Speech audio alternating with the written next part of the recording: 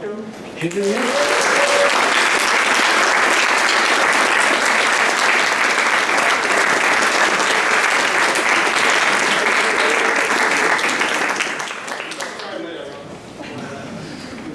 Chest off. Hey, y'all. How are we doing this? Well, I'm gonna ask you 3 questions, All right. and then I'm gonna be quiet.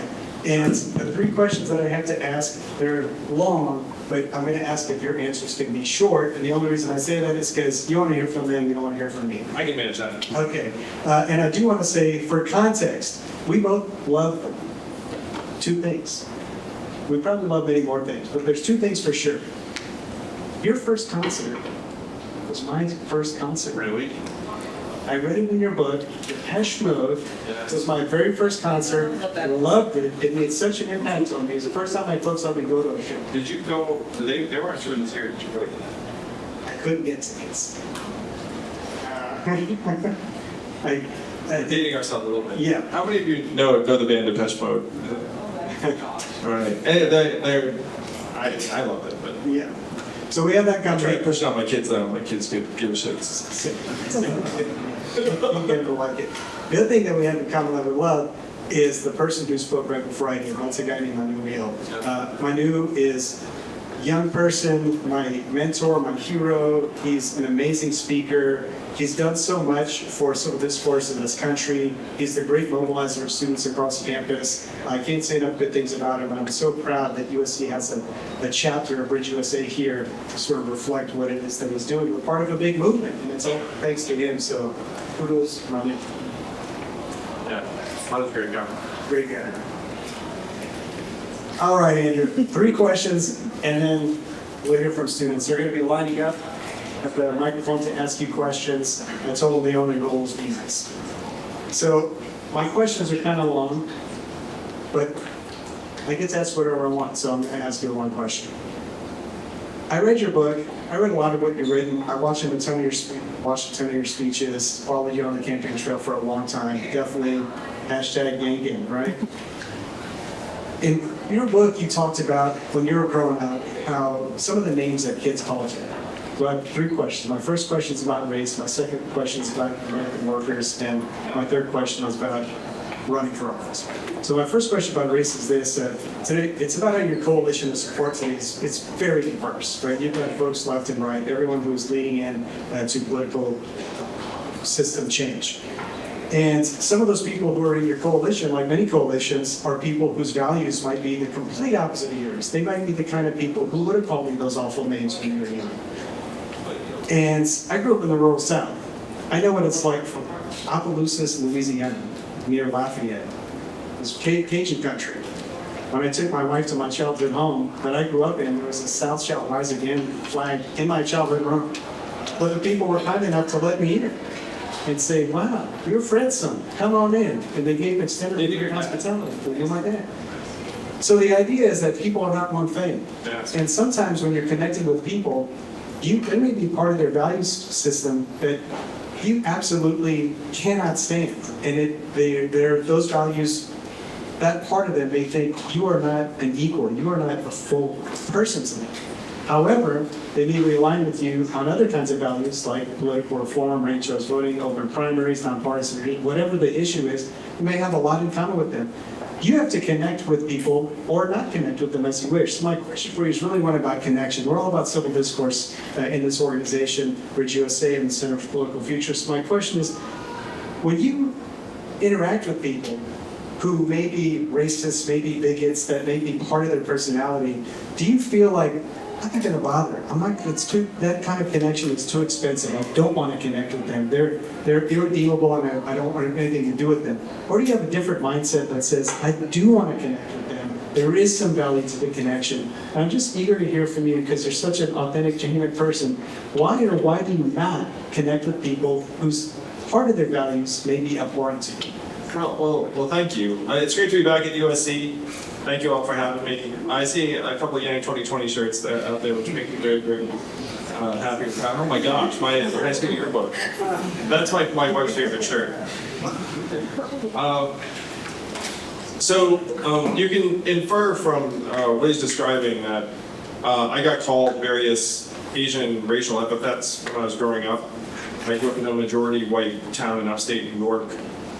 Son of immigrants. How many of y'all are children of immigrants? Since there are people, oh wow, a lot to answer about.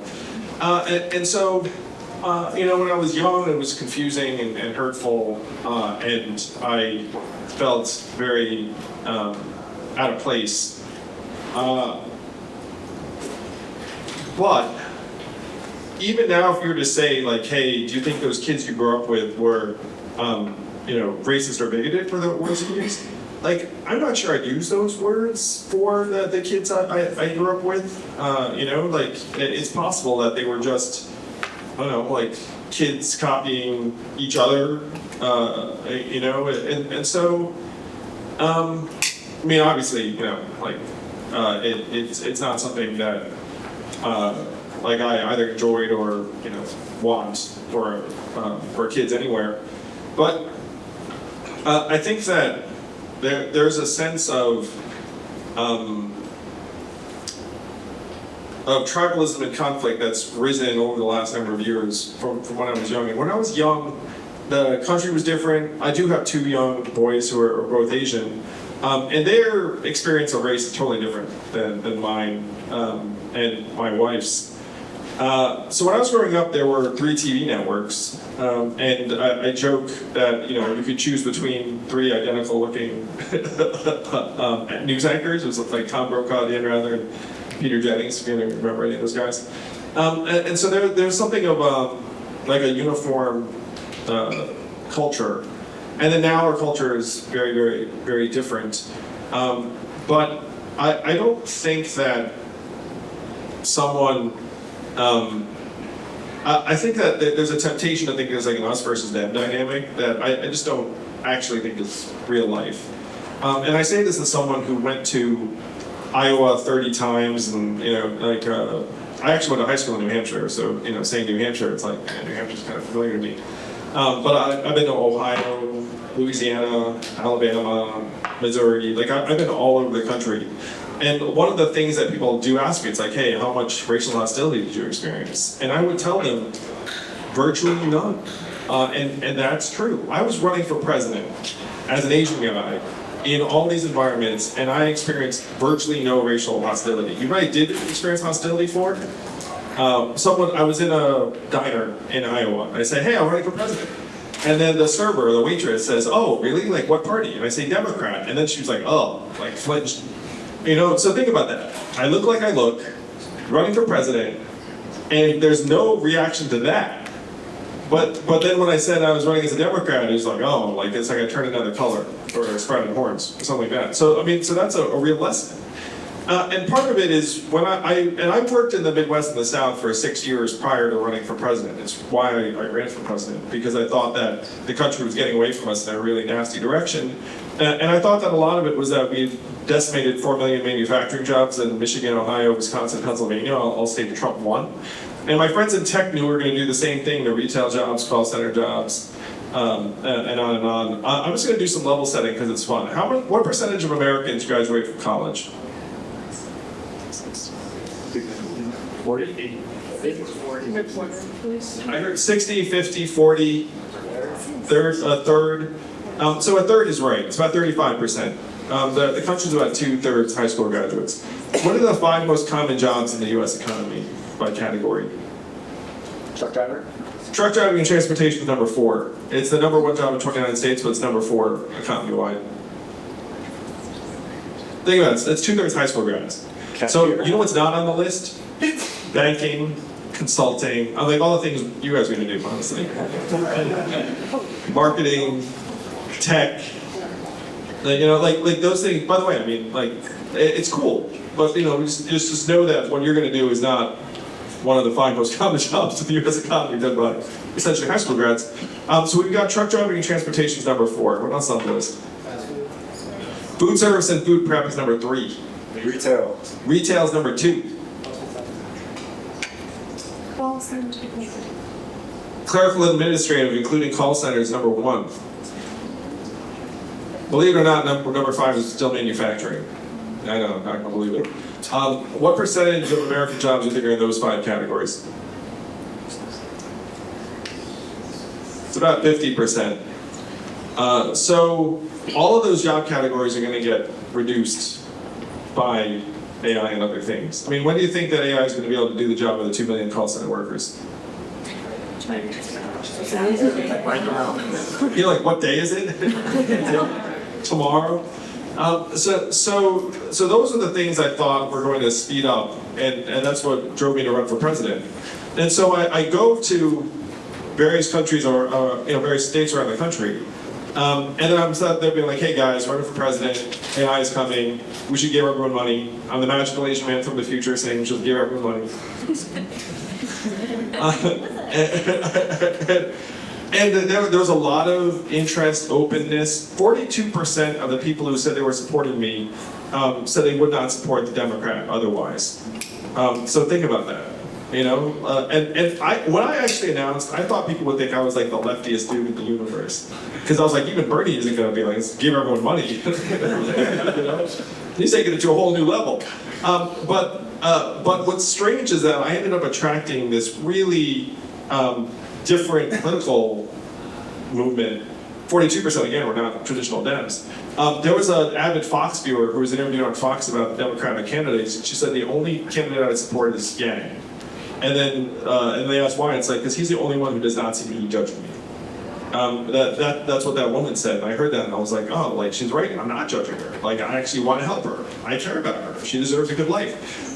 So if you were to segment it in a particular way, you'd be like, oh, these people are like, you know, for this or that, or like, you know, you might stereotypically think they would like call you names 20 years ago. Like that's not the important thing in American life right now.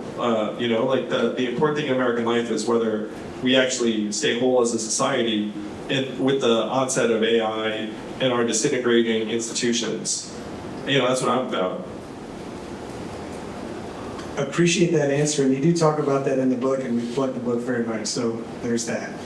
So the second question for you is about, you talked about the American worker, and I wanted to focus a little bit more on that. And you've talked a lot about this, so these will be familiar talking points for you, but... I just want to say, everyone now feels, it's like, oh, I'm in the top 35% of the population already? Oh, good.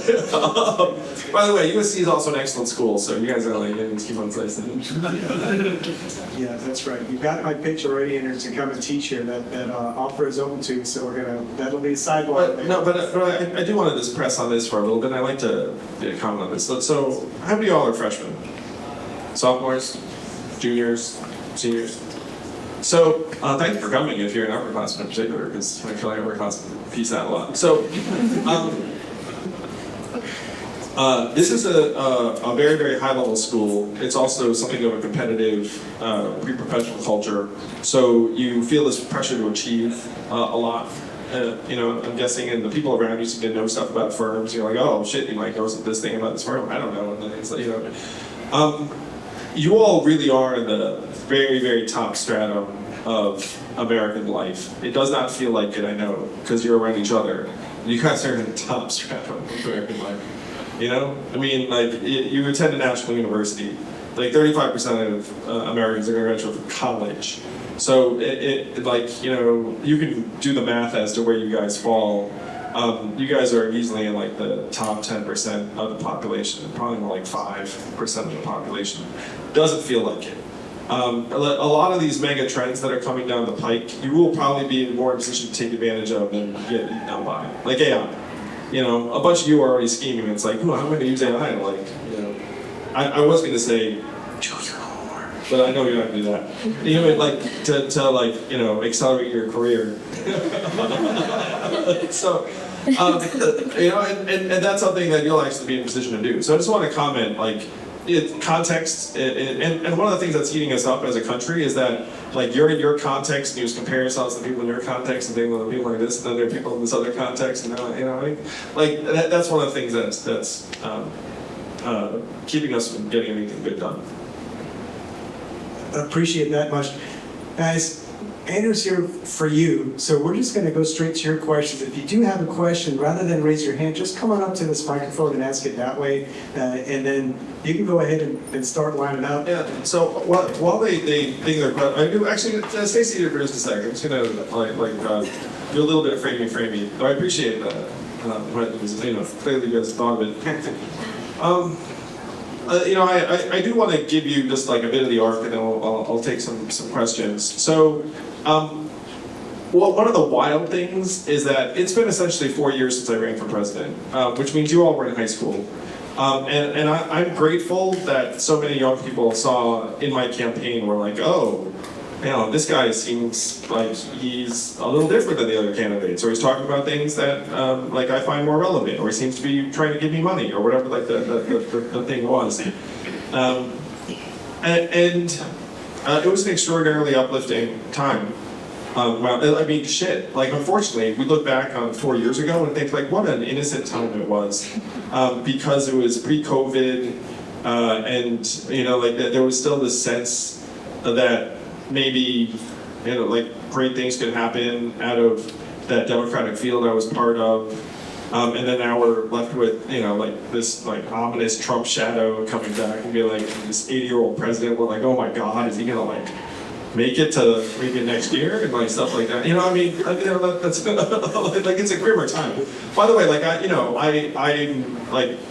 was side by side, literally side by side with Joe Biden, like dozen plus times in the trail. Because when you're in New Hampshire and Iowa, it's like, now we're going to hear from Joe Biden. Now we're going to hear from Andrew. And so it's like, like I like Joe. I campaigned for Joe.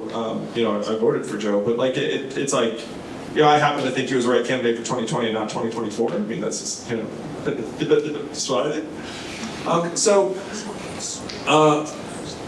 So I appreciate you all thinking, being here tonight and remembering that campaign.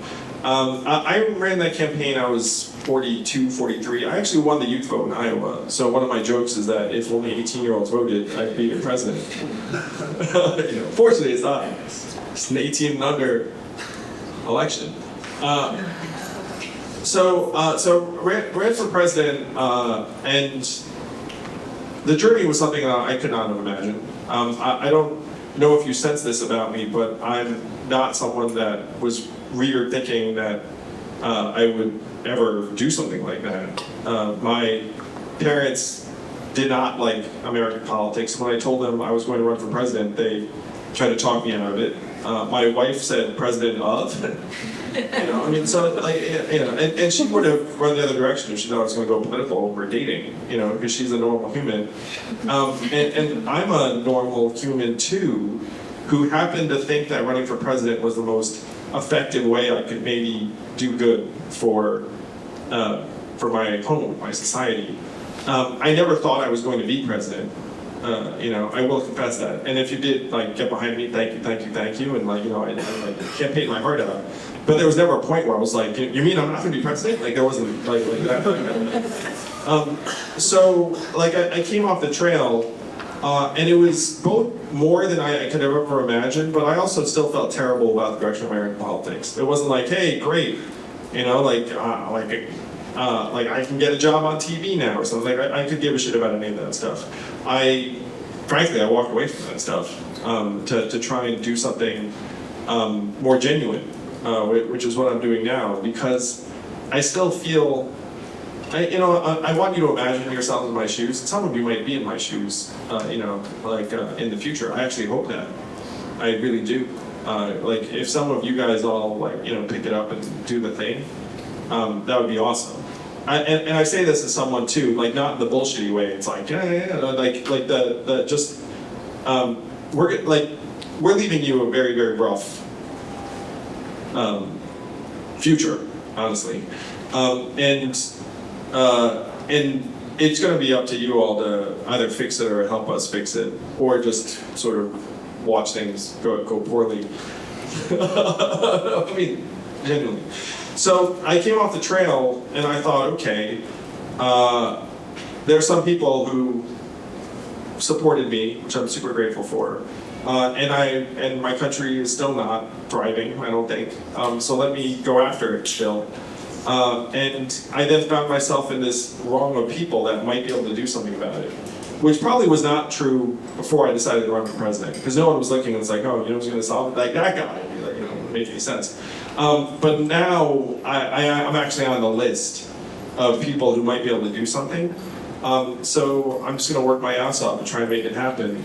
For you all, for my kids, for the random farmer in Iowa who watches Fox every day. I mean, that's what motivates me. And the fact that so many people have actually decided to hear me out or support me, that's what fuels me every day. So if that sounds appealing to you, then feel free to start thinking about things you can do in this general direction. I will say that you wind up making incredible relationships through it, and I have so many friends everywhere now that I would never have had, and even brought my family closer together. It's like, I joke that my job was to alleviate poverty and stay married, and still married at least. and I did help get X billion dollars out to people during COVID. I did do that. I mean, that was, it was maybe 100 billion or so. Well, we do want to hear your questions, but while you're lining up, just for your indicator, I just want to point out a couple people who are here in the room. Obviously, some also the USC students, but also want to point out Kristen Hansen representing the organization Civic Health Project. There's Bruce Godwin representing the Listen First Project, a coalition of 400 plus at bridge building organizations. Stephen Olacara is here. Stephen Olacara? Yeah. Hey, Stephen. Yeah, and also pal Mike Schmuel, who ran Buttigieg's campaign.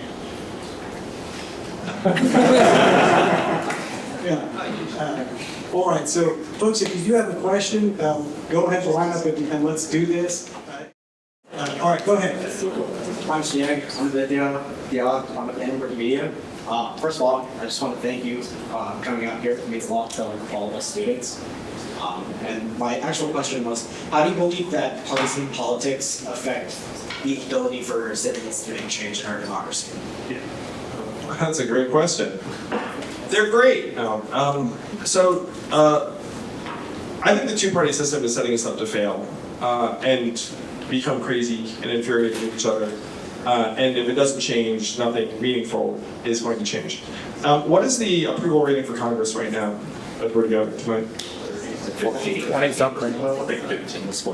30, 19, 15. It's like 20% or so. What is the re-election rate for incumbent members of Congress? Like 80 or something. 94%. It's a better win rate than the Kevin Durant era Golden State Warriors.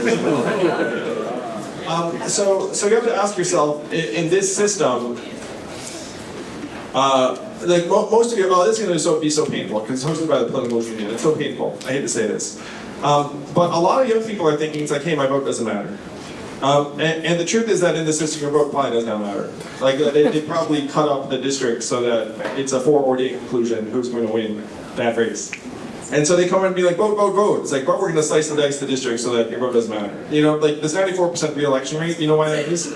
Is because 90% of the districts are drawn to be either very blue or very red. Uncompetitive in the general. There's no suspense. So you show vote, probably doesn't make a difference. So how can you lose your job in this system? You're very, very close. So death is one. But the only way you can lose your job in the system is if you do something the base hates. So let's call it impeach Donald Trump. 10 Republican members of Congress voted to impeach Trump. How many made it back to the House after voting to impeach Trump? 1. 2. Of the 8 that didn't make it back, Adam Kinzinger, Liz Cheney, Peter Meyer, Anthony Gonzalez, some of the better ones, frankly, and then they got drummed out. So you have a 94% re-elect rate, but if you go against Trump, then it's like an 80% wipeout rate. So this is partisan politics. And what's happened, to be blunt, is that one of the two major parties has completely lost its way. And in order to have any kind of functional two-party system, you need not just one functioning party, you need two. But the incentives in that structure are not to do a good job for 51% of your constituents, it's to keep the base off your back. So in this system, we're getting torn apart, and it's because of the partisan politics And then social media pours gasoline on the whole thing, and media plays us off against each other. So this version of partisan politics is going to kill us. It will. There's a U.S. senator said to me that an issue is now worth more to us unaddressed than addressed. Because if I don't address it, I get you mad, I can raise money and get votes, and I get reelected no matter what. If I try and solve the problem, what happens? Base turns on me, I worked with the enemy, I'm ideologically impaired, my job security goes down. So, you guys were young. Do any of you remember Marco Rubio proposing bipartisan immigration reform? You're not. What happened the next week? He said, I was just kidding. I can't. So what happened to him within that week?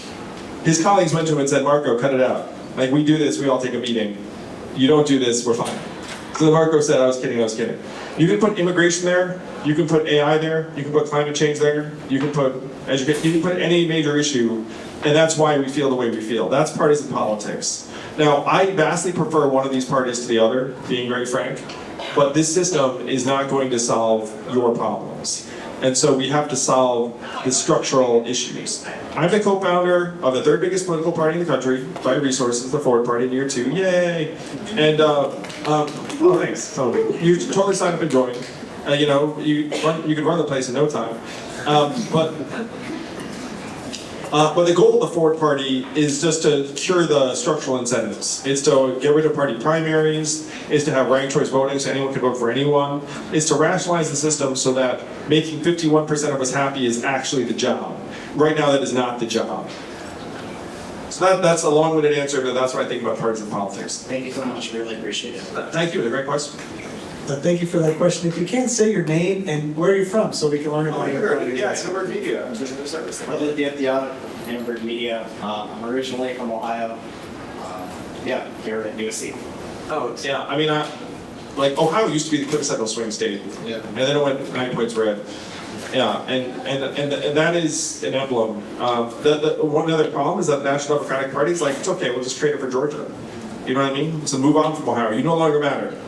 And, you know, I've been to Ohio and it's like, hey, guess what? People still live there. It's like, when do they become less important? You know what I mean? That's where I am. Yeah. I live in an area where like it's really common to see like Confederate flags being flown and stuff, and it's really starting. So Yeah. What do you do? thank you. Hi, I'm Mr. Yang. My name is Lawrence. I'm a current junior, and I'm from 30 minutes east of LA, so solidly blue district. But we still have a lot of like people in our district that are still, they vote for Biden, but locally they'll vote like conservative. So to hear you talk about how you're able to connect people on both sides of the aisle that traditionally may not work together has been very enlightening and very inspiring. It's great that you mentioned the Forward Party. I'm also working with Hamburg Media, by the way. Me and Aditya and a few others are coordinating coverage. But it's great that you brought up the Forward Party because I wanted to sort of ask because after your 2020 campaign, you've gone on sort of a bit of an extended campaign yourself, coming up with different initiatives, parties, and organizations dedicated to creating an alternative for Americans other than Democrats or Republicans. And so I just wanted to ask a more pragmatic question of how do you seek to establish third parties or alternates or alternative organizations as a legitimate option for Americans to invest in, and when can us, Gen Z, and more importantly the common American see one of your alternatives on the ballot? Thank you, Lawrence. You can go to forwardparty.com right now and just click on California and then sign up. And the great thing is California is actually a top 2 system where you could run as an independent or forward and just show up. And it's a better system than most. So I'm just going to tell a little bit of history. There's not a word in the Constitution about the Democratic Party or the Republican Party. The Founding Fathers hated political parties. George Washington warned against them on the way out. John Adams said 2 parties would be a great evil across the land. We're essentially living their worst nightmare come to life. And it's all manufactured at the state level. So the state level, that's where partisanship gets enforced. So the fun part and the challenging part about starting a new national party is that you're starting 51 different organizations. You're starting a state party in every state and then the national board. You get at the state level, and then the question is, how do you get ballot access? How do you get party recognition? It's organization building. So we are legally recognized in 6 states, where we're going for 12 by the end of this year, 20 next year. California, again, is ahead of the curve because it's more of an open system. But we have about 40 elected officials already aligned with the Forward Party, and we think we'll be at several hundred by next year. We genuinely are already the 3rd biggest political party movement in the country, year 2. Now, in terms of having someone that you can vote for in your district, it's going to depend upon who's running in your district. There are people who run as a Democrat or an independent or even a Republican and say, hey, I want the Forward Party's endorsement. So we do play in those races too. What we are is we're very pragmatic and opportunistic.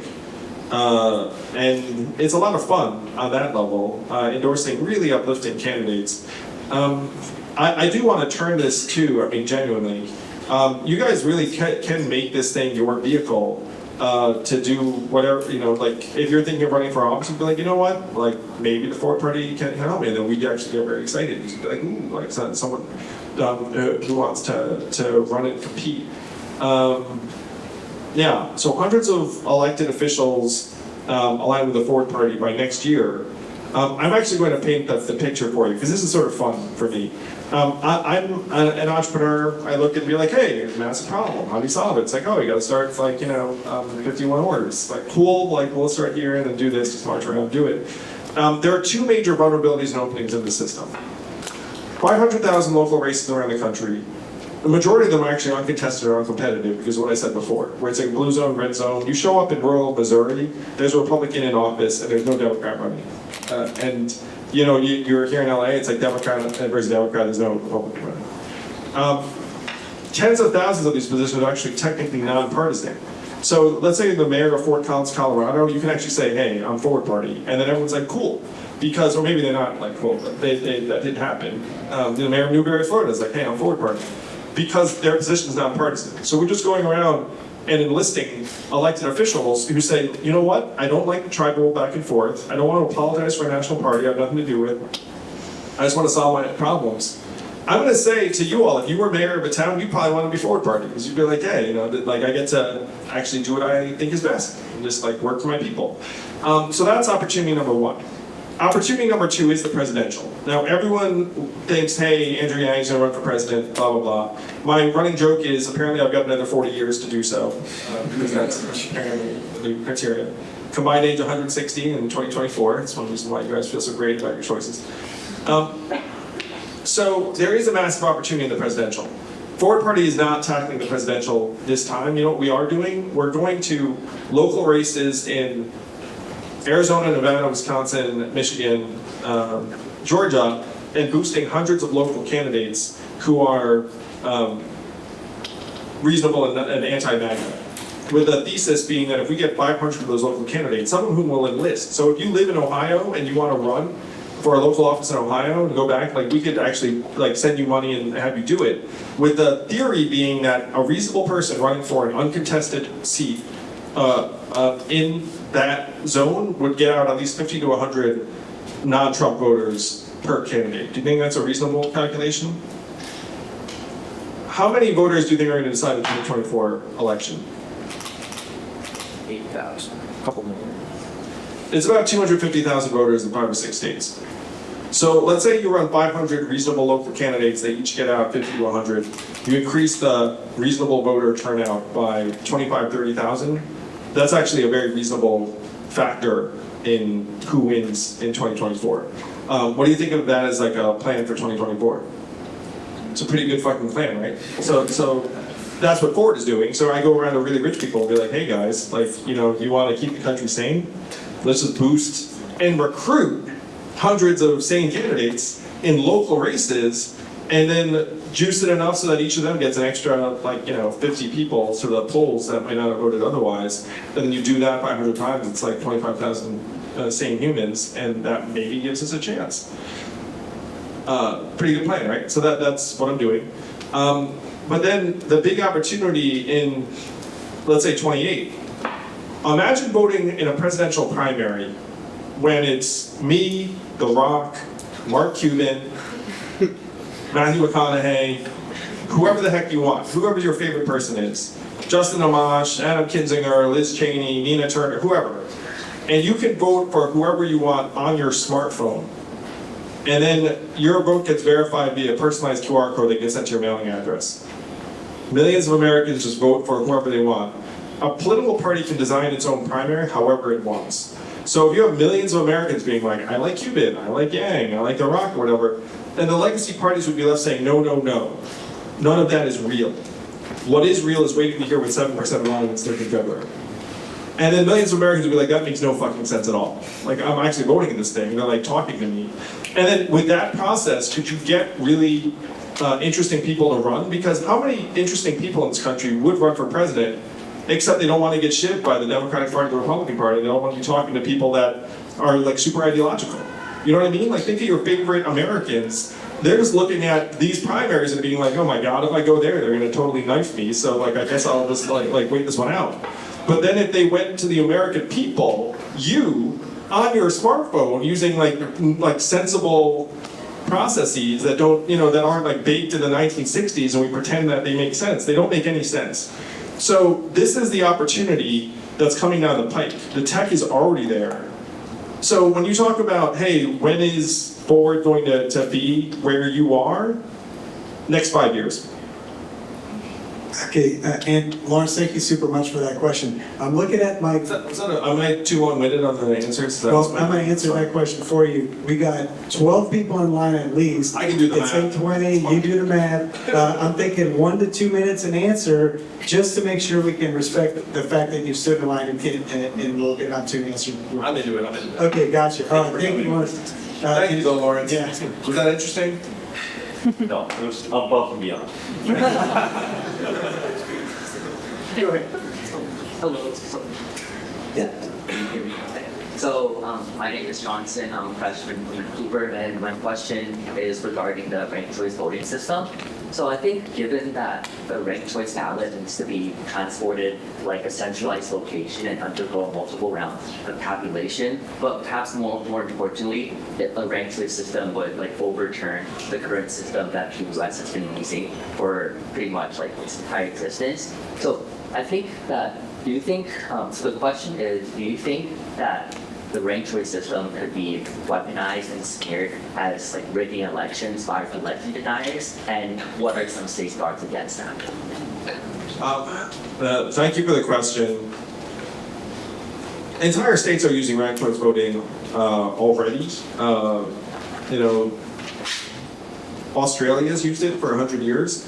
To the extent that people are upset about election results and saying denying an election, they're denying it because of their desire to deny it, and not necessarily that there's something intrinsic to the process or the way that the votes are counted. I'd like to think it's even the opposite, where people would see that that they actually have real choices in a ranked choice voting election, and so they're like, oh, this thing, it is much more open and real. There was a saying from a guy, William Boss Tweed, who said, like, you can do the electing as long as I can do the nominating. And that's the system we're in right now. So if you had ranked choice voting, then by nature, you'd have more than 2 candidates, and you could vote for whomever you want without getting bullied. Because right now, we're just getting bullied into voting for, the acceptable or whoever, the person. And that's, we're given kind of like a fake set of choices. And if you have ranked choice voting, then the choices have to be real. And I think that would actually increase public trust, not decrease it. Yeah, thank you. Question. Okay. I'm Jeremy Younger, Seattle. Thank you so much for coming out here and helping a lot of people here. I just wanted to ask you, it's a little bit of a curveball, but do you think that there's any reason someone who fully understands your platform may not want to support it? Or what, is there a reason for someone not to support it? Oh yeah, I mean, obviously. Like the people who like there being tight minority control of an ideological crew prefer that. There are conservatives in Alaska who are trying to reverse ranked choice voting because they're like, wait a minute. All of a sudden, this means like, the majority has a say and they tend to choose the more sane person, and we don't like that. So let's reverse the rules. So and that's a real thing, by the way, when you look that up. So it like the ideological will not like what we're trying to do with Ford. You know who like it? Everyone else. But one of the problems is that the ideological right now enjoy outsized influence in our political process. Okay, thank you.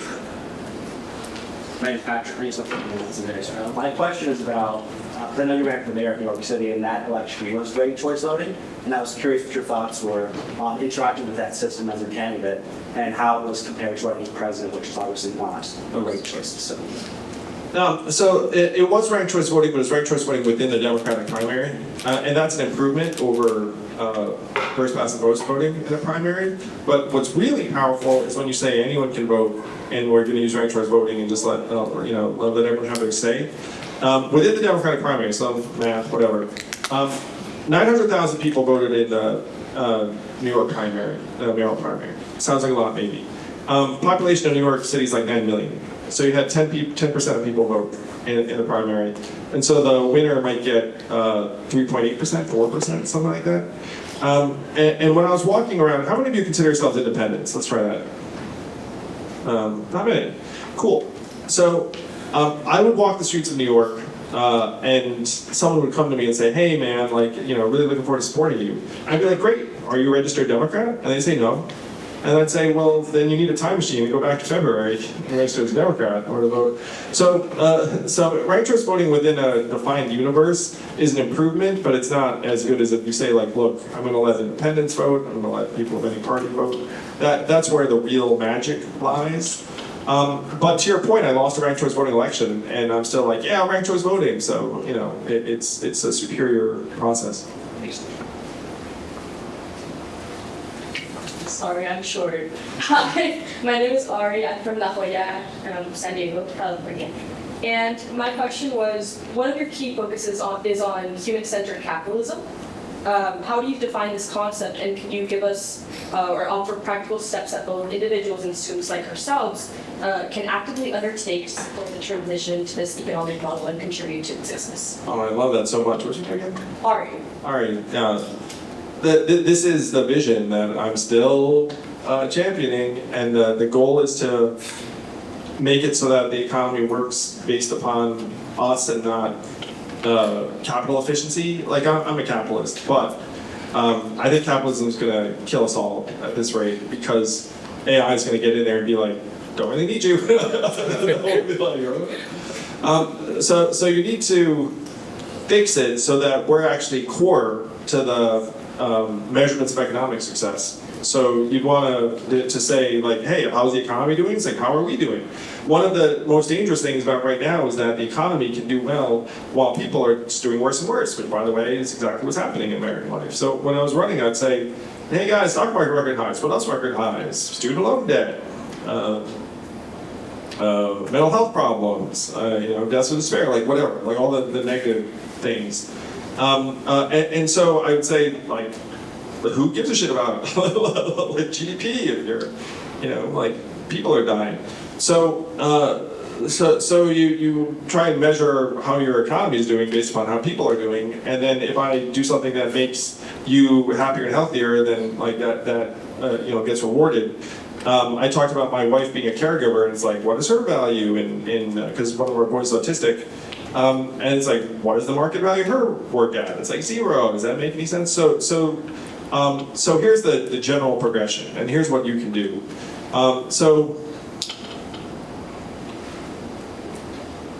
Nonprofits are a great part of this. I've started a nonprofit. It's very difficult. How many of you volunteer for a nonprofit? Let's try that. How many of you donated to a nonprofit? If you didn't raise your hand, you're a bad person. Think about things. I think that if you help bolster a nonprofit, then that actually helps move us towards like a more human-centered economy, because they tend to operate in like this other dimension. The steps to get to a human-centered economy: number one, you change the measurements. Number two, you eradicate poverty, which is totally addressable, by the way. I mean, our economy is now 25 trillion. There are 330 million of us. That means the economy is like 76K ahead. At 76K ahead, could you allocate 12 or 14K ahead to abolish poverty if you felt like it? Sure, yeah, you could. It's actually pretty reasonable. You did get all that money back, especially if it was like a human-centered economy. Do you change measurements, eradicate poverty, and then here's where it gets wild and dicey. I think we need multiple types of currencies that reward different types of things. Because I think dollar denominating everything. So my campaign wanted to kill me when I raised this, because I call it digital social credits, and because I'm Asian, people are like, oh, fucking, like, you know. But really what it's doing is just trying to recognize and reward people who do positive, wholesome things for the community. It's like, you know, and one example I think of whenever I'm around it, you know those like live music bands that like play in those public spaces, and they make you happy, but you know they're not going to pay jack shit, you know, stuff like that. Now, so then like you could give them this like arts credit essentially, and then the arts credit could be used for anything under the sun. You know, it could be used for them to enjoy someone else's art. It could be used for like a meal out. Like you could essentially create an alternate currency for good works that social. And then let's say I make a lot of money for being a jerk, and then you make a lot of social credits for being an awesome person, and then you have like this other dimension. So that those are the general steps towards a human-centered economy. I'm still grinding away at it, honestly. It's like, I don't see us eradicating poverty unless you change the two-party system, so that's what I'm gonna do. And then we're gonna eradicate poverty, then we're gonna change the measurements, and then we're gonna create a new currency that rewards good works. I mean, it doesn't sound that crazy, right? I mean, how many years is it gonna take me? With your help, we can get it done in 5, maybe? Hey, hi, I'm River from Pasadena. So my question is, I'm a little curious about the origins of this whole polarization issue we have. From what I hear from some of the older folks, it was not always this way. Yeah, So I hear from different people, they all have different things they like to blame for it. So the left, they love to say Donald Trump. The right, they like to say usually something more along the media. I'm wondering if you've got your own maybe third opinion or a combination of those two. what was your name? River. River, that's cool. The go-to resource for this book is a book called Why We're Polarized by Ezra Klein. And it goes through some of the causes, but I'll summarize. And then you'll be like, I don't need the book. Summarize. So the two parties were ideologically very similar, and they started to drift apart in the 60s. And we became increasingly polarized by the death of local media, replaced by nationalized media, that then activated various tribal instincts, by political incentives that made it so that my catering to someone in the middle doesn't matter, like as long as I keep my base happy and I'm cool. And then social media really just poured gasoline the whole thing starting in 2004. So it's a combination of political incentives, media incentives, and social media and technology. Yeah, it's a reasonable summary. But Why We're Polarized by Ezra Klein is a better book about it than what I just said. And there's a quote from his book that I use a lot, which is, corrupted systems compromise good individuals with ease. Like that's the world we're in right now. So the easiest thing is to be like, oh, you're bad, you're bad, you're bad. The most dangerous situation is that there's a good person there and we're still fucked. You know what I mean? That's the world we're living in.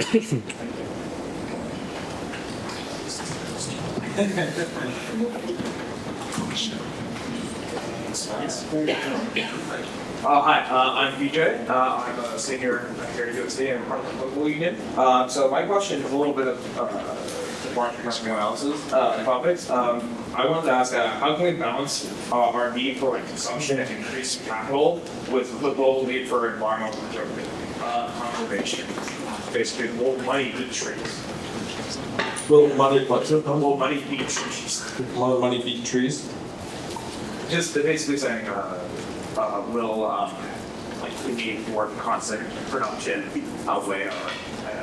Yeah, it's one reason I think why we need another currency, personally, is that if your entire imperative is grow, grow, grow, then you wind up in a not so great place. And then like, what's the I actually used to say this. It's like, what's the price tag you put on climate change?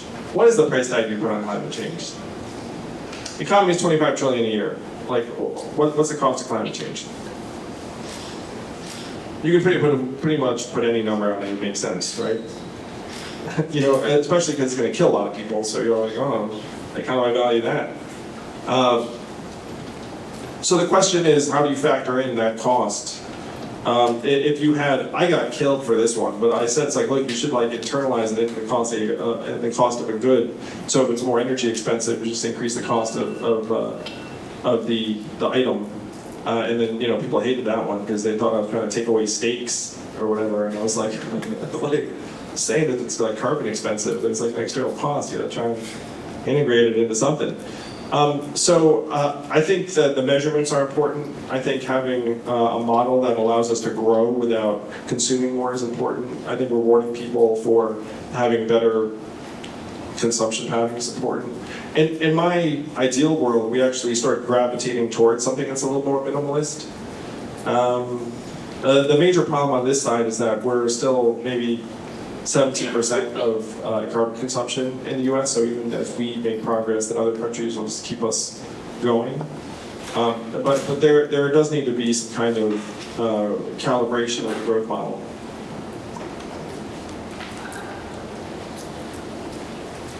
Hi, Andrew. Thanks so much for coming. My name is Sadat. I'm from Long Beach, California.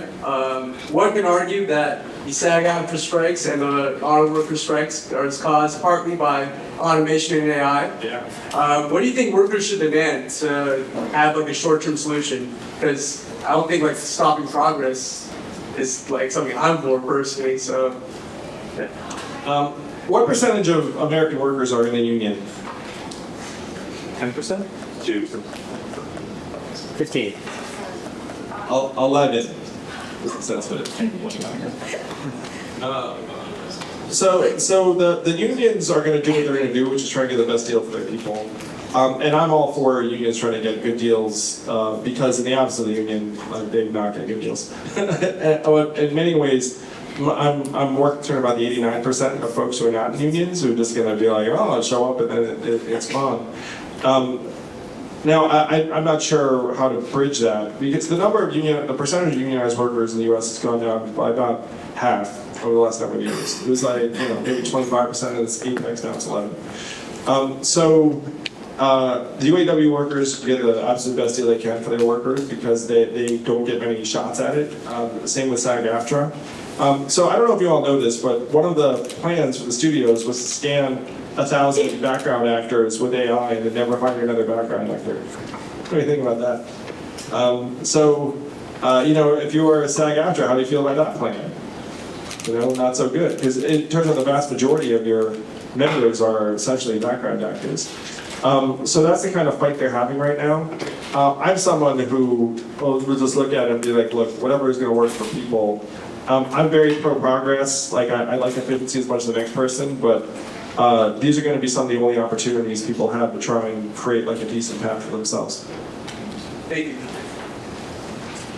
Hi, thank you so much for your time. My name is Nathan. I'm with the Daily Trojan, which is the other student newspaper on campus. I'm from San Jose, California, and I believe we met earlier, if you remember. Yeah, my question is, you've been campaigning forward for about 2 years. Can you tell us a story about what it's like to front with someone who's really cynical of the government system right now? And the broader question would be, what's the message for students who are cynical about, you know, the political system which we've grown up in is basically always been polarized my entire life, I think. I would love for you all to help us build a political system that makes sense to you and you serve. And that is not what you're getting right now. Just some basics. It's like, imagine if you just vote for anyone you want, and it was ranked choice voting, so you could genuinely just vote for whoever you want, and you weren't restricted. That should be something you demand. If that's something that everyone hears, like, hey, anything else, I'm just for ranked choice voting, and anyone who's for ranked choice voting, I'll get behind. That would rationalize our system very, very quickly. I talk to people who are cynical all the time, and the fact is now, like, I'm just like, I get it. I get the cynicism.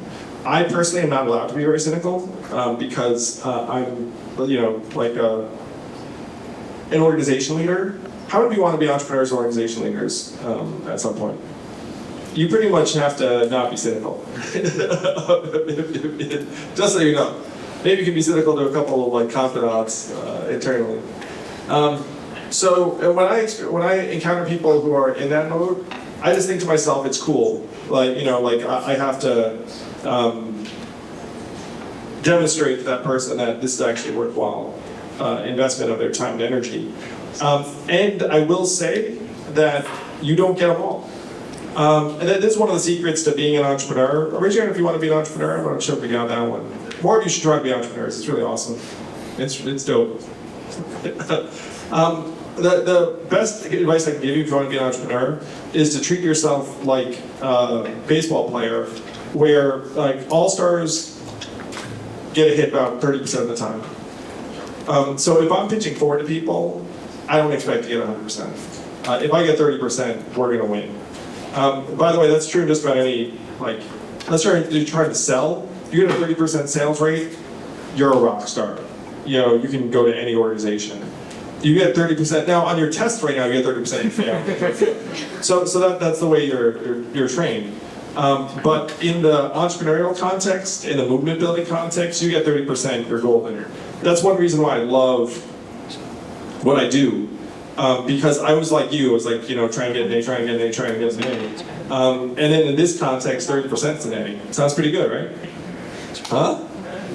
Become an entrepreneur and 30% becomes an A. Thank you. Hi, I'm Ali Botsi. I'm a freshman. I'm from Chattanooga, Tennessee. 4 years ago, I kind of got converted into a UBI fan because we were both normal people. And since then, like, I kind of like advocate for that everywhere I go, especially because I live in a very conservative area. And one thing I definitely noticed is that conservatives are very, and liberals, like everyone from across the aisles, they all are very interested in UBI. My question is, how come the Forward Party doesn't really have that as a central focus right now? Anything in the future that might end up becoming a focus? Well, thank you for that question. So you probably pick up from this is like I'm still very, very pro UBI and poverty alleviation. The enhanced child tax credit was the best thing we ever did during my life, and then we undid it because we saw it. Yeah. I don't know if you all know, we reduced child poverty from 11% to 5%, and then we raised it again to 12%. I mean, it's so dumb. There's like human misery on the other end of that. You know what I mean? So I hope that I have a chance to run on UBI again. And the fact that Forward Party is not pushing UBI front and center, even though it does have 65% approval, and there are people all over the map who like it, is that I've become convinced that the only way we're going to get UBI or something like it is if we cure the political system. And so my effort now is to say, look guys, we got to cure the political system. And I've met some people who are like, hey, I'm totally with you on curing the political system, but like I'm shaky on UBI. And so my thing now is to be like, look, you can be shaky on UBI, I can be solid on UBI, let's cure the political system and then we can fight it out. But in this current context, like us fighting that out is a waste of time for everybody. So, you know, like we merged with 2 other organizations, and during that time, we had to make decisions about, okay, like what is the new org? And that was a major issue for people. They said, look, I'm into everything, but like I'm shaky on UBI. And so at the time I said, we could put curing the political system first and then come back to UBI. So that's my hope, and I hope we have that opportunity. But if my choices be for UBI and never get it, or you know, concentrate on political reform, then maybe get it, I've chosen the second. Thank you. But yeah, I'm still after it, and I'm glad you liked that book. That book was my proudest achievement for a while. Hello, my name is Ernie Basan. I'm a freshman at USC, and I'm originally from Florida. And this is a question, assuming you're still running for president, but I'll ask it anyway. Ever since the turn of the 20th century, there's been an upward increase in the national debt. How would you address this issue, considering you were pioneering policies like Medicare for all and the speed of dividend, which may further increase such debt? Thank you. Thanks for the question. We have a $25 trillion GDP or so. Federal budget's maybe like $4 trillion and change, something along those lines. A lot of that's entitlements. How much value do you think AI is going to generate over time? Lots. Maybe trillions. How much of that do you think we're going to realize as a society in our current tax system? Not a whole lot, right? There are a couple of things that, so I'll say three things. Number one, if I have a choice between investing in our people and investing in anything else, I'll choose our people. So that's number one. Number two is that we're spending a lot of money in various ways that don't really actually drive that much value, and it doesn't make much sense. I know some of the wealthiest people in this country, and they could frankly, some of them are very, very, some of them not so great, some of them fine. And one of their frustrations is like, hey, if I give the government money, they're not going to spend it in very solid, efficient ways. It's just going to go into the pipes and nonsense. And I look at them right now and be like, I can see kind of why you're saying that. Some of the stuff's not so great and efficient. That's one of the more incoherent parts of our current discourse, is that we'll look at our schools and say, hey, school's not doing so good. And then they'll be like, oh, we need more money. And then you look into it and say, wait a minute, we're spending $25,000 per student per head in the school district. There are 30 kids per class, that's $750K per classroom. Is a teacher getting paid $250K? No. Like, where the heck is this money going? And then if you go to them and say, hey guys, why is the school not doing well? We're actually spending $25K a head. They'll be like, oh, we need $30K a head. Like, how many of you think that if you upped it to $30K would make a difference? You upped it from 20K to 25K, didn't make a difference. So you're going to be from 25 to 30. So one of the major problems we have in American life now is that we're having ineffective, incoherent conversations about whether we're actually getting value out of the things we're doing or spending, and then it just degenerates into more money, less money, more money, less money, and it's like, did it work? Did we actually get the thing that we wanted to get out of that 800 billion or whatever that number is? So that's number two. Number three is that AI is going to generate tremendous value. We're not going to see much of it. So if you had a different tax system that enabled you to harvest a significant amount of that, you could actually grow in a very, very significant way. So those are my three things I would say. I'll return to the first one for a second. It's like, if we don't invest in our people, we are sunk.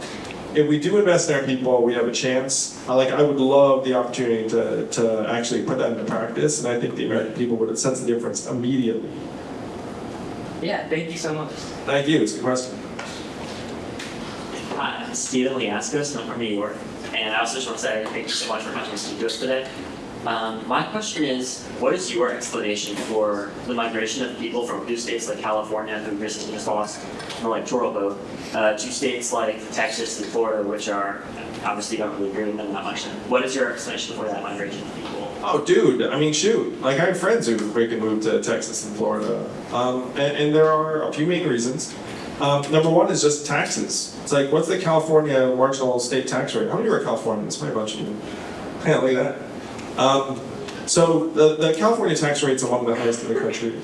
And if you look at, if you, let's say you want to own a home and you're a Californian, and then you were like, wait a minute, I could buy the same house for half as much in Arizona and then pay 10% less on my taxes, or swap in Texas or Florida to that. So you notice you said Texas and Florida. It's because they're lower no state tax places. I have friends who moved there and just it's like, I make 10% more per year, and then my house is cheaper. So that's why it's happening.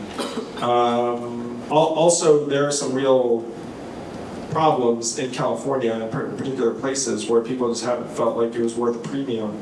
I'm thinking of the homelessness, public safety issues, and some other issues in San Francisco. Now, I have a lot of friends who live in San Francisco, and some of them went to Texas, less to Florida.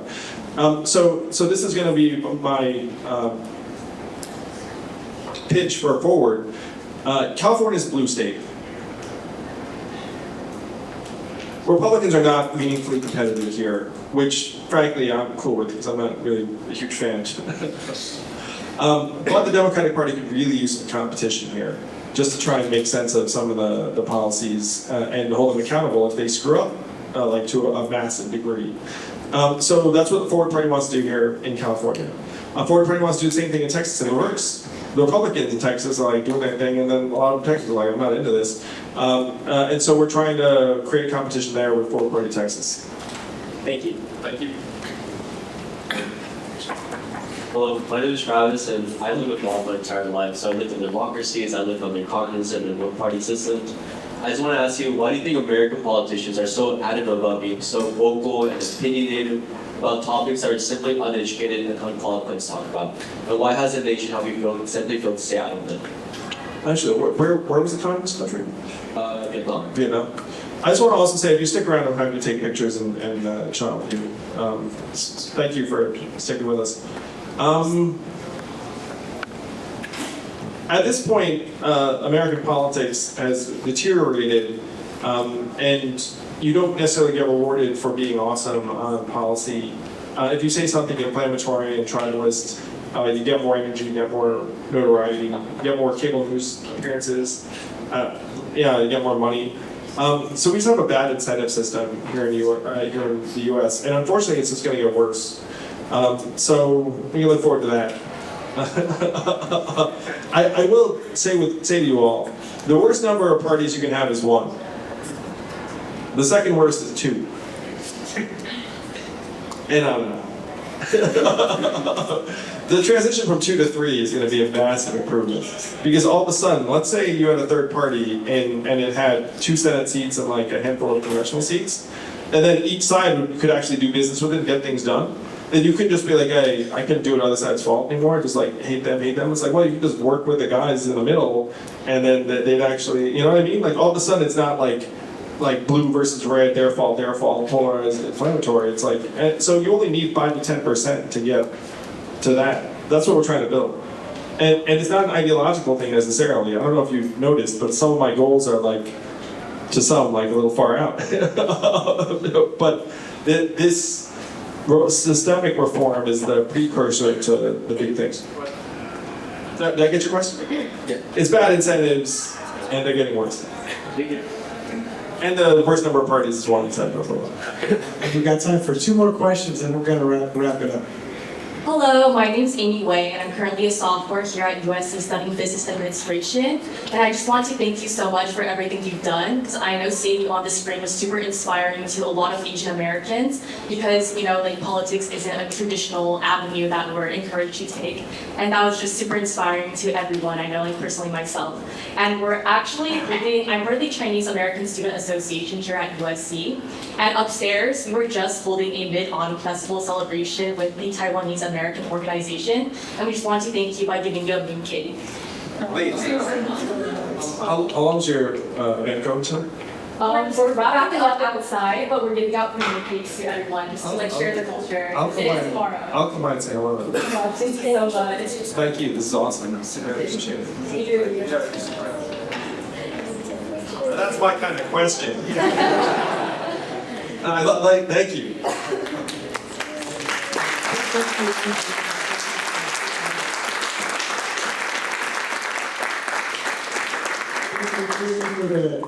Doing the camera work. Thank you to the photographers who were here, to Annenberg Media who's here, to the Daily Trojan who's here, to the USC Political Union, and to Bridge USA for making this awesome event happen. And last but not least, of course, thank you, Andrew Yates. Your schedule is so big. We really appreciate it.